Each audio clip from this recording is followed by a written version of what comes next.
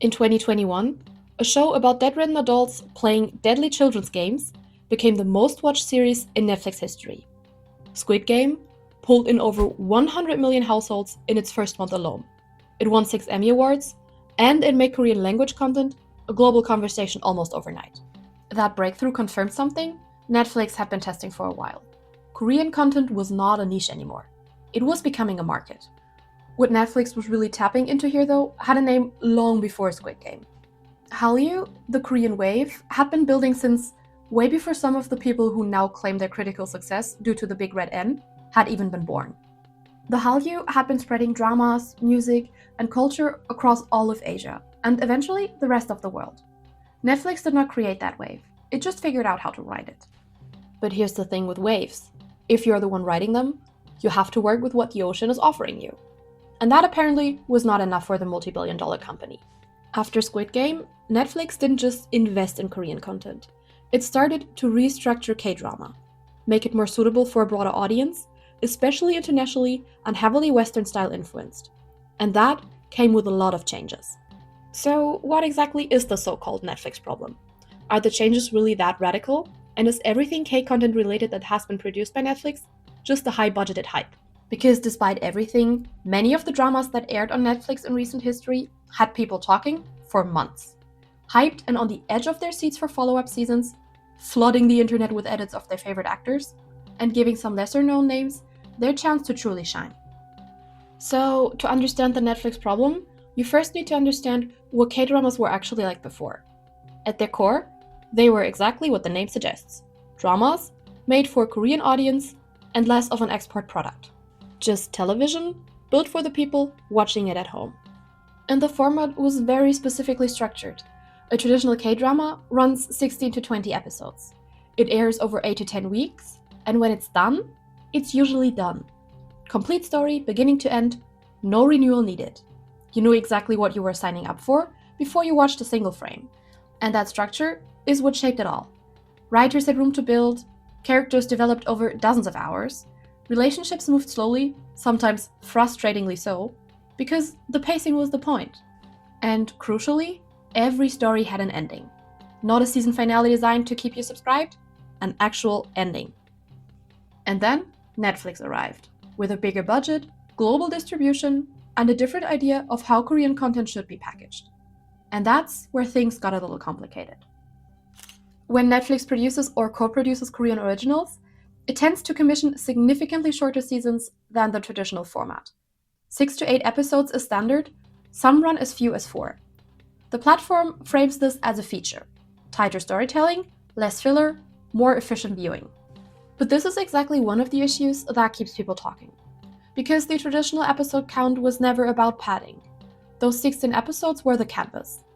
The emotional work that Korean dramas are known for.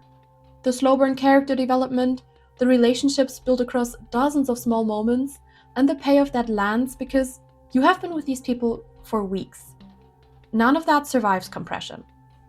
Now, events happen. Conflicts escalate, things resolve. But people say the texture underneath it is gone. There's nothing wrong with telling a story in 8 episodes or less. The problem is that the stories trying to be told are still as big as a 16-episode drama, or even bigger. Weak Hero Class is a case study and prime example. Season 1, which wasn't produced by Netflix, is still regularly cited in fan communities as one of the most emotionally precise Korean dramas in recent memory. It's also only 8 episodes short and deserved double the time in my opinion. But it was well told and gave the main characters just the right amount of trauma to unravel without it feeling too rushed. At some point, Netflix acquired the streaming rights and produced season 2, which aired in April of 2025, almost 2.5 years after season 1. And although the second season climbed to the top of Netflix's global charts within the first 24 hours upon release, gaining a huge audience, there were still those complaining that it was just exactly that. A hype that had set expectations high but turned out to be a well-choreographed high school fight club movie with a huge budget but a thin plot. The bigger picture that K-dramas are known for selling never really hit. And yet, the drama was critically acclaimed, collecting fans all over the world who are now eagerly awaiting a third season. But still, the conversation keeps coming back to the same thing. Something is missing. But the lack of depth is not the only complaint. because Netflix has started to tackle genres that were far and few before Squid Game came along. Before Netflix scaled up its Korean original content, the genre that drove the global fanbase was, broadly speaking, romance, melodrama, slice of life. The shows that made international audiences fall for K-dramas were usually not action thrillers. They were stories about people navigating love, family, class, and identity within a very specific cultural context. That genre of romance has not disappeared from Korean television. Quite the opposite, actually. It is still thriving on domestic networks, and even Netflix takes its shot at them from time to time. But in their Korean original lineup, it has been significantly deprioritized. And the reasoning is not hard to trace. After Squid Game, dark genre content from Korea was proven to travel globally. Romance dramas, which depended heavily on cultural identity and emotional patience, are a harder sell to a viewer who has never watched a K-drama before. So, Netflix optimized for the easier export. Another problem fans and viewers have pointed out is that a bigger production value doesn't always make the drama a good one. Sometimes it does the exact opposite. When Netflix comes in with a larger budget, the entire production culture shifts. Suddenly, there are elaborate set pieces that need to justify their cost, action sequences that need to fill the runtime. The result is shows that look stunning, but sometimes feel hollow despite all the production efforts made. What tends to disappear is what longtime fans describe as texture. The cramped apartment interiors, the convenience store scenes at 2 a.m, the small, unglamorous details that made traditional K-dramas feel like they were made by people who actually lived in that world. Netflix originals are often polished to the point where that lived-in quality is gone entirely. They could have been made anywhere, which is partly the point and exactly the problem. Again, this is not a universal truth. There are Netflix Korean originals that are genuinely well-crafted, but the pattern shows up consistently enough in fan discussions and critical reviews that it is difficult to dismiss. But one of the most commonly and widely discussed problems is the unfinished storytelling, though, that Netflix has adapted. Traditional K-dramas do not get cancelled mid-story. That is not how the format works. A show is commissioned, written, produced, and aired as a complete narrative. The contract between the storyteller and the audience is simple. You will invest, and the story will finish. Netflix operates on a renewal model. A season airs, Netflix evaluates the viewing numbers, and then a decision is made. And that decision, whether the story continues or not, has not much to do with where the story is in its own arc. Sweet Home and Hellbound are some of Netflix's prime examples for frustrating open endings or a new season brought in after years of waiting and unconfirmed guesses. For Western television, this is just how things work. Audiences are used to it.